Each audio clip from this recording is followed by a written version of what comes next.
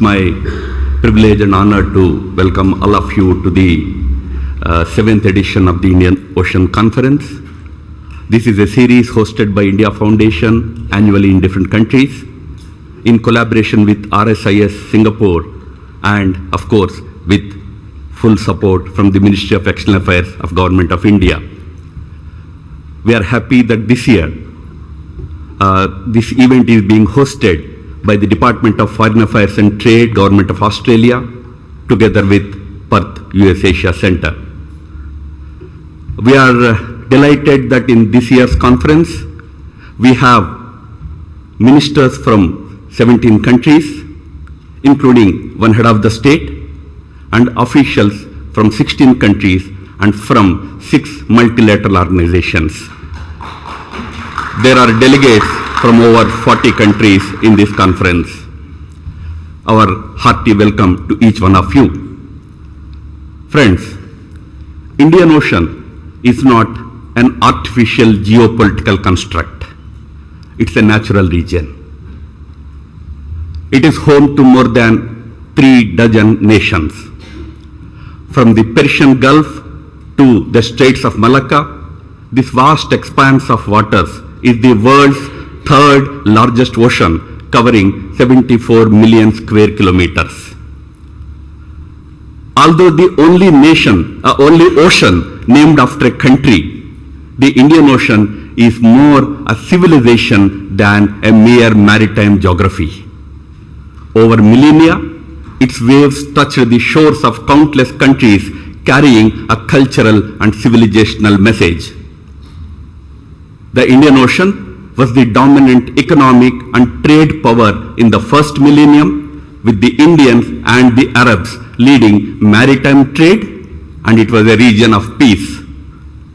The European powers rose as the lords of the seas in the second millennium, culminating in the ascendance of the Pacific Atlantic region in the last century.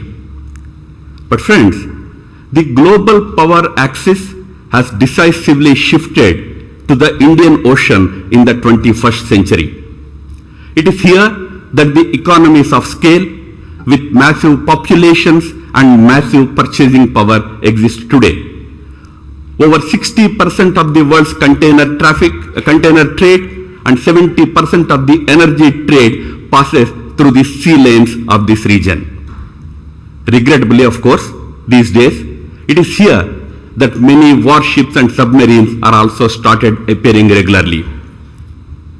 Countries in the Indian Ocean region face more of the non-traditional challenges that are common to all, like the climate change issues, ocean levels, natural disasters, and supply chain issues, as against the traditional security-related challenges that tend to divide countries and compel them to take sides.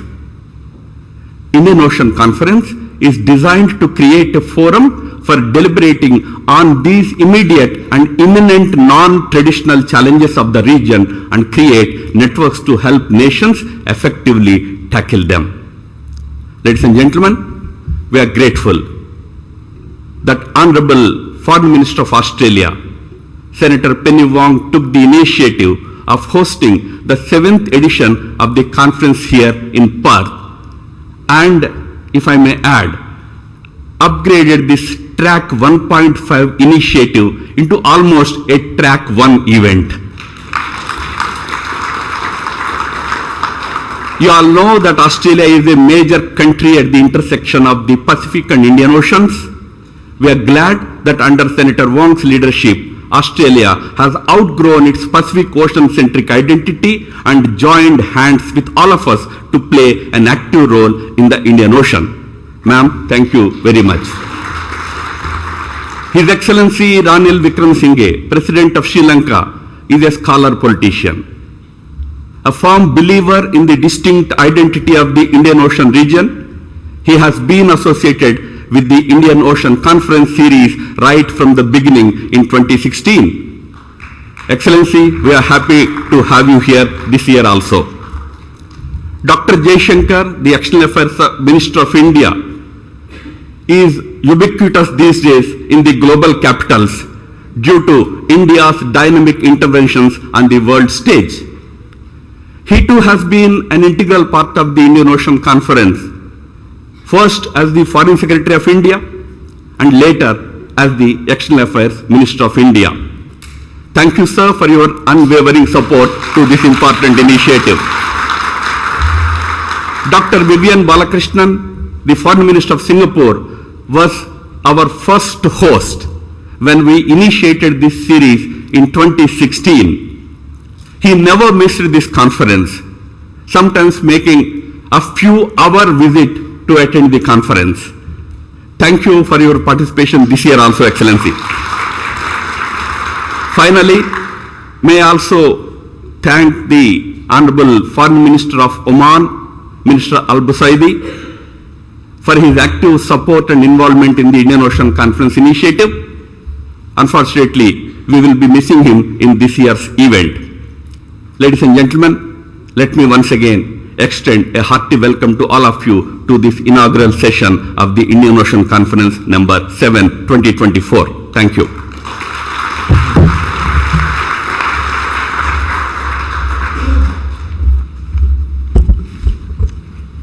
Thank you, Dr. Ram Madhav.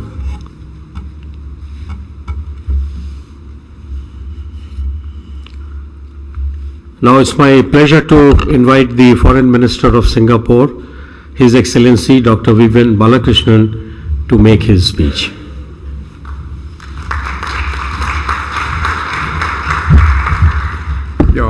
Your Excellency, President Ranil Wickremesinghe of Sri Lanka, of course my good friends Penny Wong, Jai Shankar, Excellencies, ladies and gentlemen. It's great to be back, although I had forgotten that I've been here since the beginning in 2016. And I want to start by thanking Penny Wong for the warm hospitality. I think she even arranged for the temperature to reach 41 degrees today. But you know what I mean. It's the usual Penny Wong welcome, and we're all very grateful for getting us all together. I should also say today is the eve of Chinese New Year.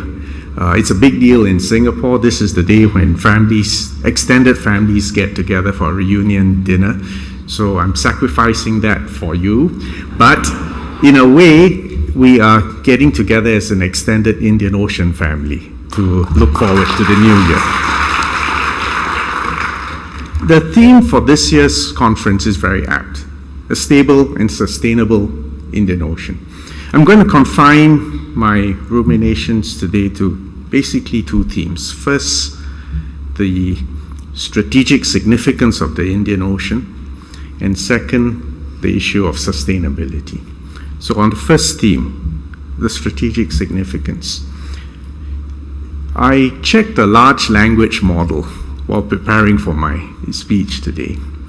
And the question I asked it was, what is the significance of the Indian Ocean and its relation to the Himalayas? So it's not something which you think about straight away when you think about the ocean and then to ask about the Himalayas. But in fact, the story begins there.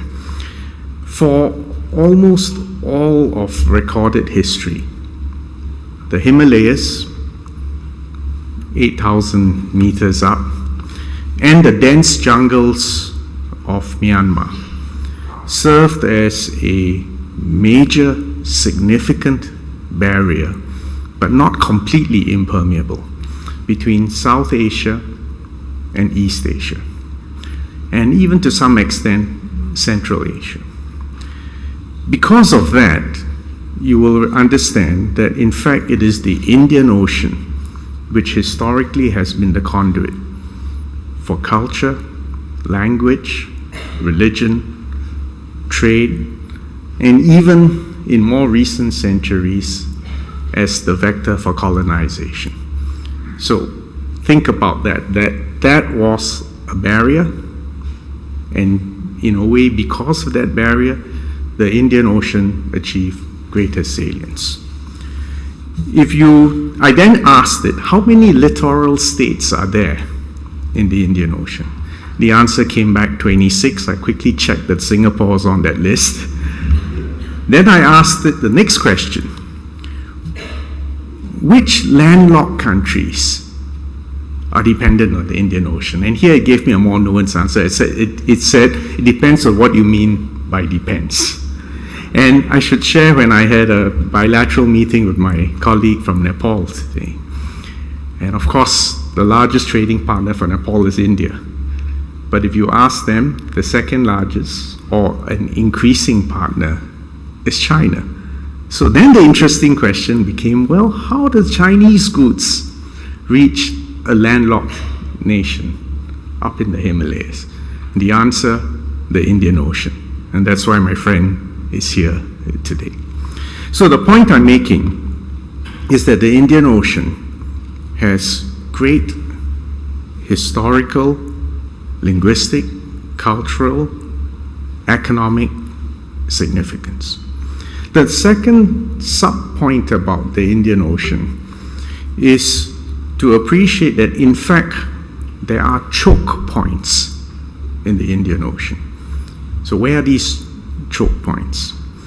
Well, the first is in my part of the world, because if you want to get to East Asia, and assuming you don't want to go over the Himalayas, you have basically two alternatives. You come through the Straits of Malacca, and the pivot point for the Straits of Malacca is Singapore. And the alternative is the Sunda Straits between Java and Sumatra.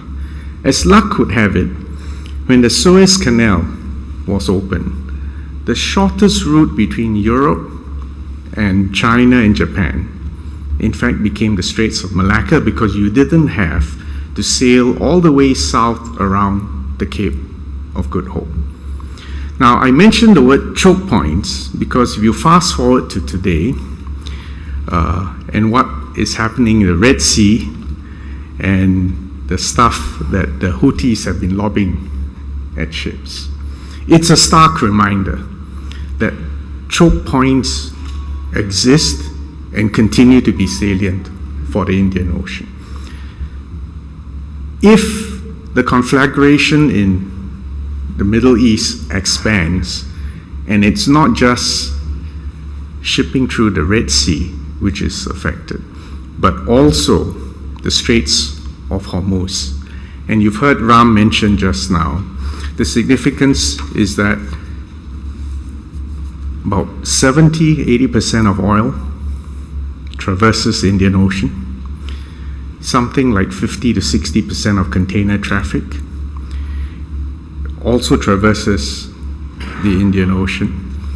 And any outright conflict, or even the threat of conflict, immediately raises insurance premiums, or in the case where you have to divert and avoid the Red Sea and the Suez Canal, an additional, I think, 4,000 kilometers, 4,000 miles, and 12 extra sailing days to sail around Africa. This immediately means economic impact.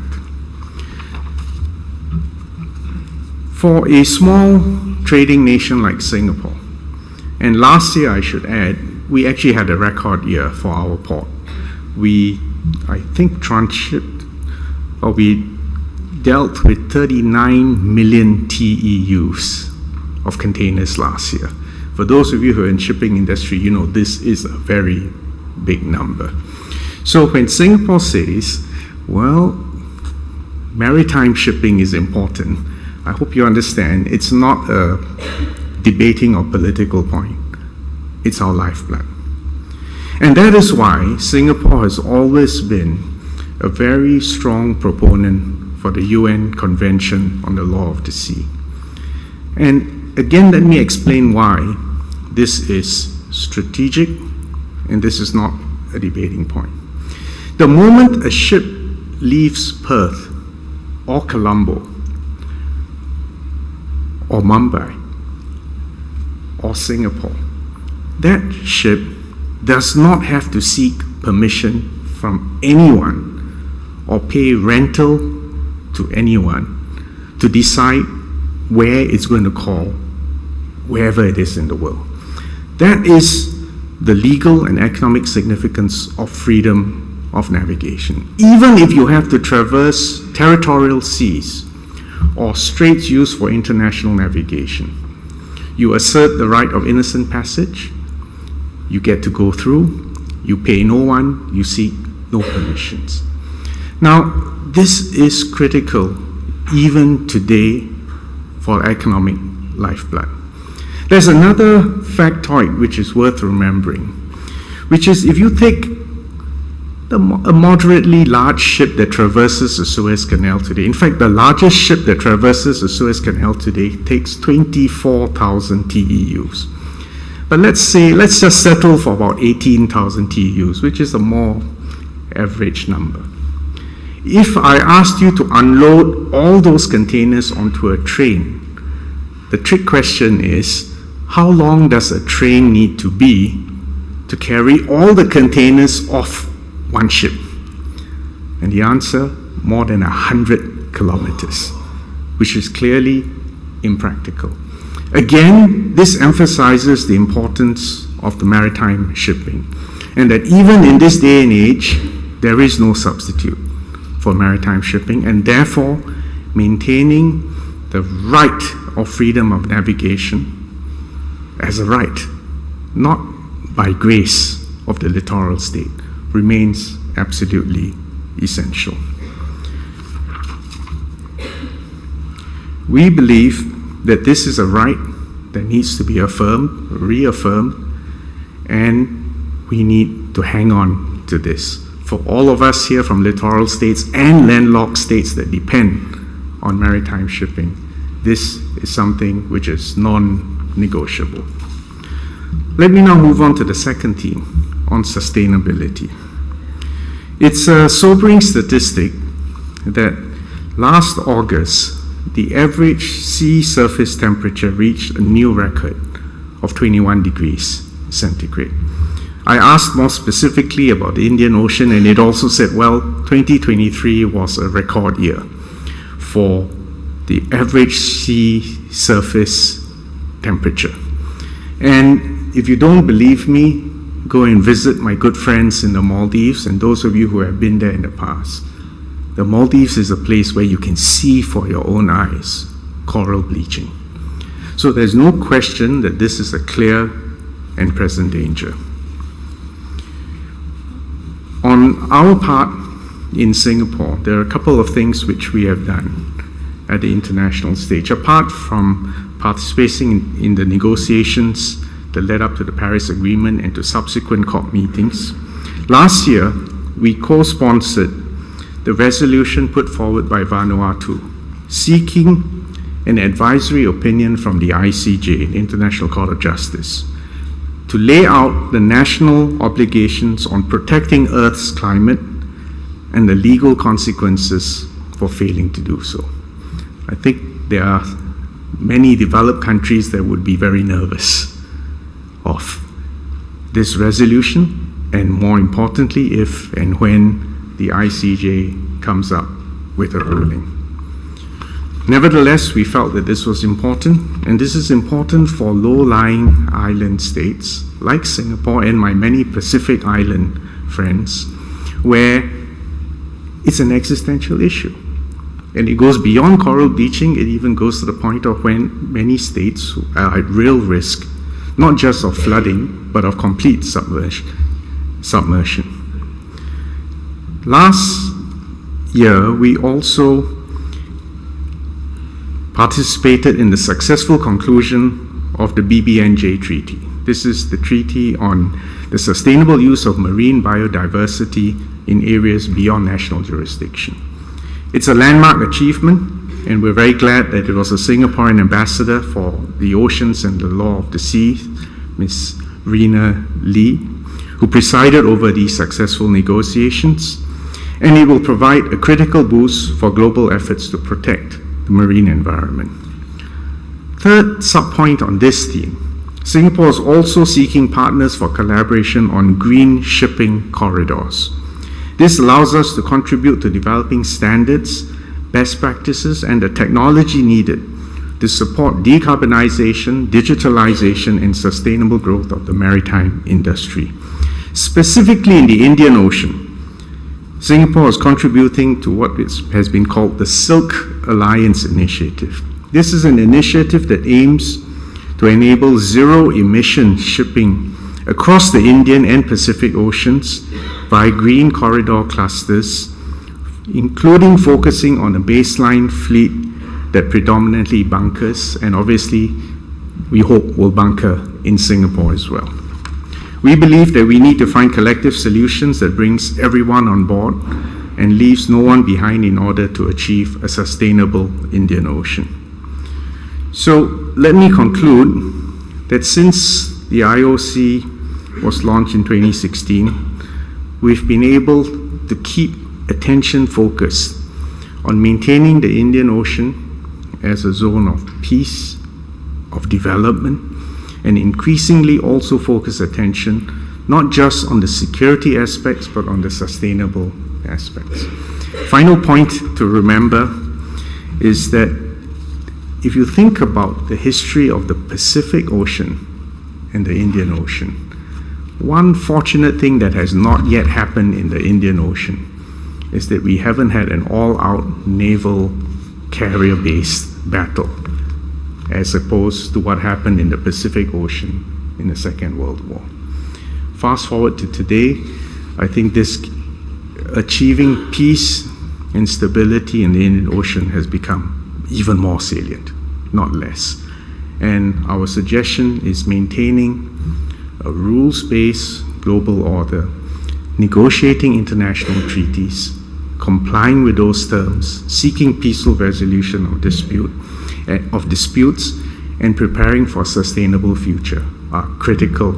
And I commend the organizers and Ram Madhav, the Indian Foundation, and thank you, Penny, again for getting us all together. Thank you all very much.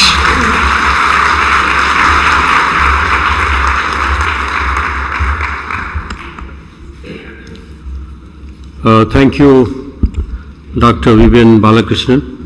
You have really put your finger on the right thing to link sustainability to the choke points, to the traffic, and the importance of UNCLOS to make sure that all these remain sustainable. And your effort to link the climate to the UNCLOS has been really very new path. Thank you very much. It's my great pleasure and honor to invite the President of Sri Lanka, His Excellency Ranil Wickremesinghe. Sir.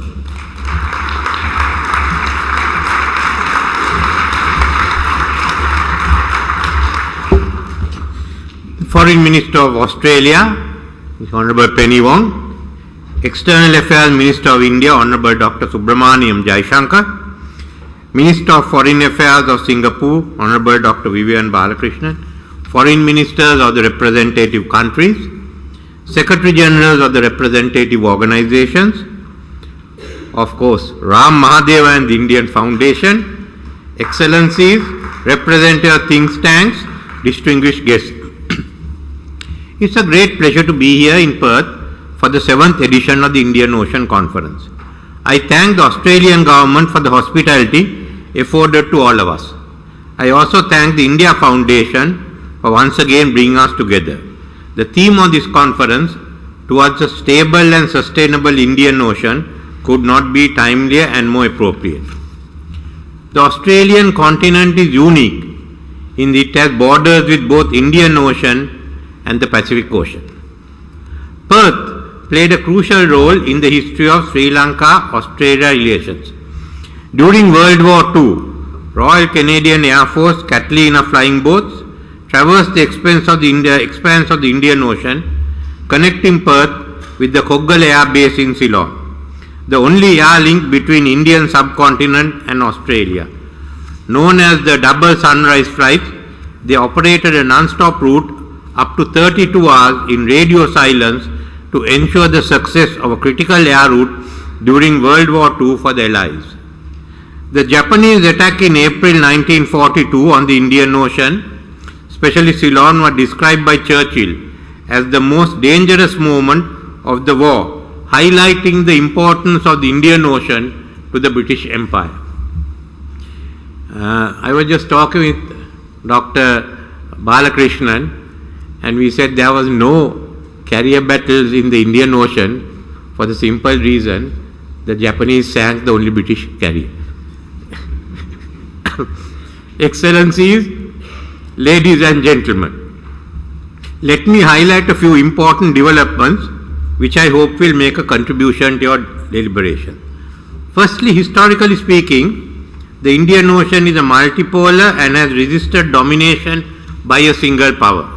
The multipolarity is a reflection of the essence of the Indian Ocean region and its people.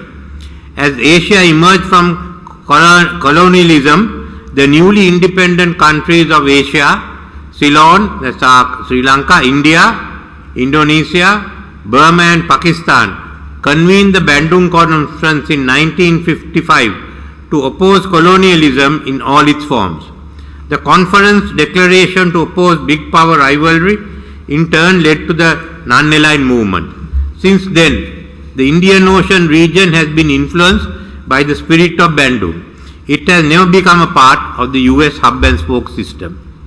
The past 2 decades has seen the emergence of diverse framings of the Indian Ocean region and a flurry of diplomatic activity articulating various policy positions, tilts and frameworks.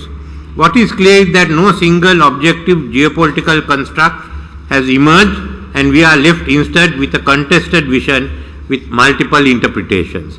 The key frameworks that have emerged include, in addition to IORA, the Indo-Pacific, the BRI, the Quad and the BRICS. There are also regional organizations including ASEAN, ARF, ACD, BIMSTEC, SAARC, GCC, Arab League, OIC, SADC, EAC and SCO that have been established. Additionally, we have the operational arrangements that deal with specific areas of cooperation, including RCEP, IONS, the Djibouti Code of Conduct, IOTC, and the Indian Ocean Commission, MAS, and the 4 regional information fusion centers, and the CGPCS contact group on piracy off the coast of Somalia. Along with these frameworks and groupings, we have also seen an increased militarization of the Indian Ocean, which is redefining power balances and alliances. In the maritime space, we see a building up in naval capabilities with India, USA, Australia, UAE, Saudi Arabia and China, all increasing their naval presence significantly. Therefore, balancing between the great power rivalry is becoming an increasingly more complex task. As a result, the space of maneuverability for littoral states is shrinking fast as this rivalry in the Indian Ocean region intensifies and spills over into decision making on political, economic and security issues. The probable question to choose one over the other is perennially hanging over us. Secondly, the geopolitical developments has resulted in increase in the strategic importance of the Western Indian Ocean that was not foreseen 4 years ago. This is in turn shifting the geopolitical emphasis towards the Indian Ocean. The Ukrainian war and the consequent Western sanctions on Russia has resulted in the resource-rich economy finding new markets in China and the Western Indian Ocean. For example, Russian crude oil is refined in Gulf refineries. Dubai has replaced London as the financial center for the oligarchs. Russia has developed a closer friendship with Iran, which is an important source of supply for drones. Russia is carrying on naval exercises with Indian Ocean countries including Myanmar and South Africa. China itself has played an active role in healing the rift between Iran and Saudi Arabia. Iran, its allies have become important players in West Asia. The Shanghai Cooperation Organization with India, Pakistan and Iran as members have the Western Indian Ocean as its outer limits. The ill-advised judgment of the US in supporting the Gaza war will diminish its influence in the region. The hostility of the countries forming the Islamic Arch in the Indian Ocean will prevent any close rapprochement with USA for some time. The Russian, Chinese and Iranian strategies are successfully biting at the US hegemony, thereby further weakening the US. The Indian Ocean stability therefore requires an early end to the Gaza war, followed by the establishment within 5 years of an independent Palestine state and be guarantees for the security of the State of Israel. Thirdly, the recent attacks on commercial vessels by Yemen-based Houthi rebels is a challenge to the freedom of navigation. We have to ensure access and mobility in Suez Canal, the Red Sea, Bab el-Mandeb and the Gulf of Aden. In addition, we are also faced with threat of Somali pirates once again. The safety of undersea cables and critical infrastructure are also facing additional threats. The presence of drugs in the Indian Ocean and human smuggling has increased. The IUU fishing still takes place. These threats present a challenge to the freedom of navigation in the Indian Ocean. We need to refocus on the freedom of navigation in the Indian Ocean. Sri Lanka offers to recommence the discussions on the freedom of navigation in this ocean. Fourth is the expanding connectivity. According to estimates, there will be an 8-fold increase in the GDP of India and Indonesia by 2050. Similar increases are expected in some of the other countries in South and West Asia. This requires additional port capacities and new transport routes. The Suez Canal may not be sufficient. In this regard, India's 2 new connectivity initiatives are welcome. Firstly, the India-Mumbai, Iran-Russia corridor, and secondly, the India, that's Mumbai, Middle East, European corridor. Similarly, there are connectivity initiatives taking place in the Bay of Bengal. Work has already commenced on the Kunming corridor, giving access to western China. Thailand is planning the Kra land bridge connecting the Gulf of Siam with the Bay of Bengal. India and Sri Lanka are commencing feasibility studies on land connectivity between the two countries, making Sri Lanka a regional logistic hub with Colombo and Trincomalee ports available to South India. Excellencies, ladies and gentlemen, the Indian Ocean Conference theme this year, towards a more stable and sustainable Indian Ocean, highlights the 2 key areas which require focus. What I have outlined before dealt primarily with pursuing stability of the region. There is an equally serious, more immediate and existential threat that looms, and that is the climate crisis. Experts have revealed that the Indian Ocean is warming at a higher rate than the other oceans around the world.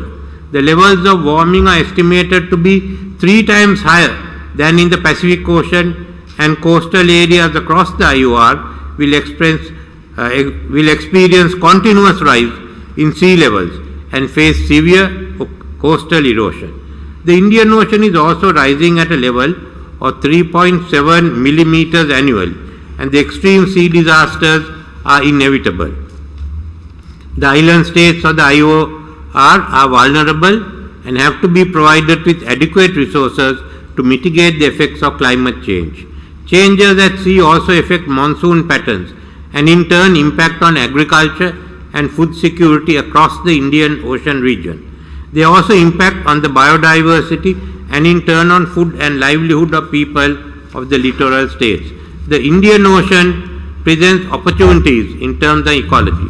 Not only it's our biggest sink for carbon, but it also provides potential for mitigating the climate crisis through offshore wind, solar and wave energy. Through seaweed farming and mangrove cultivation, we can increase the sequestration of carbon.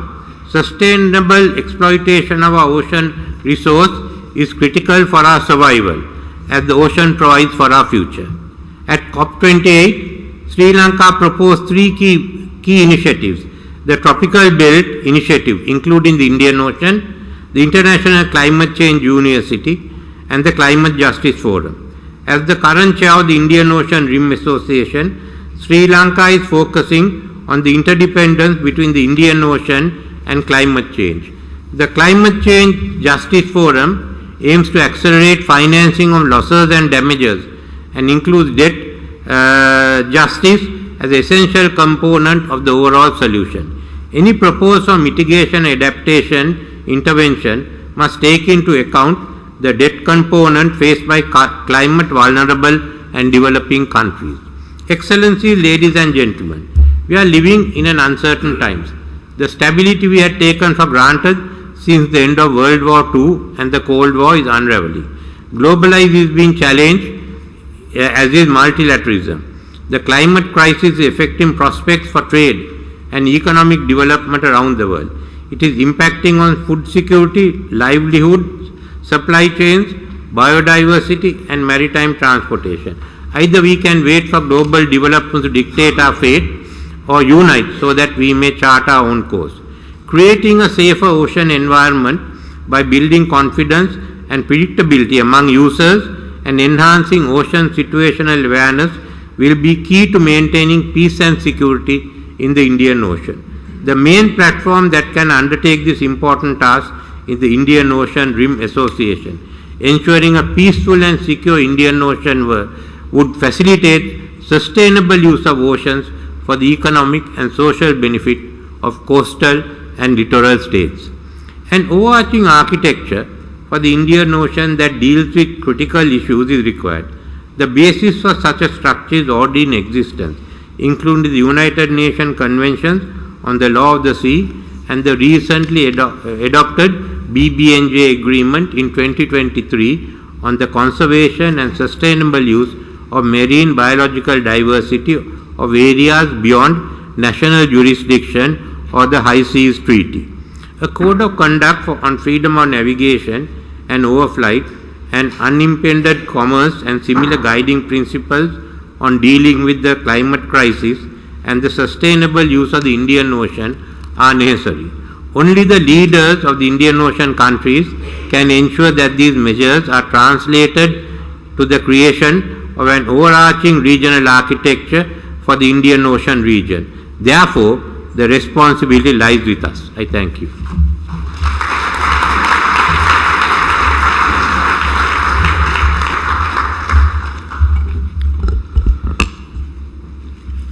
Thank you, President Wickremesinghe. You have made very important points on the intense geopolitical competition and the impact of climate change on Indian Ocean. And you have suggested a few measures in addition to maintaining the, sticking to the UNCLOS. So that's very, very significant points that you have made. Thank you very much, sir.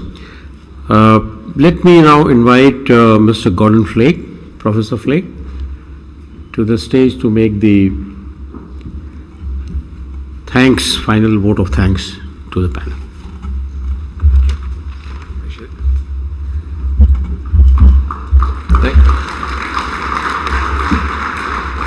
On behalf of the Perth U.S. Asia Center, it is a tremendous honor to work together with our Department of Foreign Affairs and Trade, together with the India Foundation, together with the Rajaratnam School for International Studies at Nanyang Technological Universities, to act as the local host here in Australia's Indian Ocean capital for the 7th Indian Ocean Conference. First and foremost, allow me to extend our thanks to President Ranil Wickremesinghe for traveling 5,700 kilometers southeast to here in Western Australia to deliver a comprehensive and visionary opening address for this inaugural section. Also, my thanks to Minister Vivian Balakrishnan for your remarks. You've lived up to Singapore's reputation for always being the smartest one in the room. So thank you so much. I appreciate that. And finally, my thanks to Minister Wong and Minister Jaishankar for being chairs of the Presidium, leading this effort. And we'll have a chance to hear from both of you during the gala dinner this evening. And thanks to all of the assembled ministers and delegates, scholars who made the day today so rich as we had their thematic sessions. 20 kilometers southwest of where we are today is a small coastal town called Fremantle. And it is a port city. It is a historic city for Western Australia. And it has a lot of meaning for us gathered here today. It has been rather warm, I think 41 degrees today, maybe 41, 42 degrees tomorrow. But almost every day in Western Australia, it gets warm in the summer when the winds come off the land. And right around mid-afternoon, the winds change direction and they come off the Indian Ocean. Here in Perth, we call that the Fremantle Doctor. And the reason we call it the Fremantle Doctor is because after a hot day, by evening, it makes you feel really good. So we here in Perth are accustomed to thinking good things come from the Indian Ocean. I thank our speakers today for reminding us of that broad theme during this Indian Ocean Conference. There's also there in the port city of Fremantle, and I recommend if any of the delegations are staying over on Sunday, take a moment. It's just 20 kilometers away to slip down to Fremantle. There's a beautiful Western Australian Maritime Museum. It was built to house a beautiful yacht, the Australia II, that 40 years ago last year defeated the United States in the America's Cup for the first time in 132 years. And it was such an epic occasion, we built a museum to house the yacht. But the WA Museum also focuses intensely on the Indian Ocean. There is a beautiful shipwreck gallery right next door that reminds us of a different era where the West Australian coastline was rather frightening to those who are coming across the roaring 40s down south and trying to get up into the Indies. There are also reminders of an era of international conflict, of the dark days of global wars when Western Australia played such an important part in those conflicts. But overall, that museum also highlights the changing attitude of Australians towards not just the Indian Ocean, towards our oceans in general. My guess is if I was to ask most people in this room what you think of Australia, you would think of kangaroos, of course, but you would also think about beaches and beach culture. Australia is an outdoor, sun-loving, maritime country in many respects. That is a relatively new development. One of the exhibits in the Maritime Museum points out that 60 years ago, Australian beaches were largely empty. Other than a few fishermen, we didn't have that culture that we have today in regards to that. And it's a wonderful chance to talk about how Australia has turned. Its intense focus on our near neighbors in the Pacific, many of you are represented here today, but also increasingly a reclaiming of our focus towards the Indian Ocean.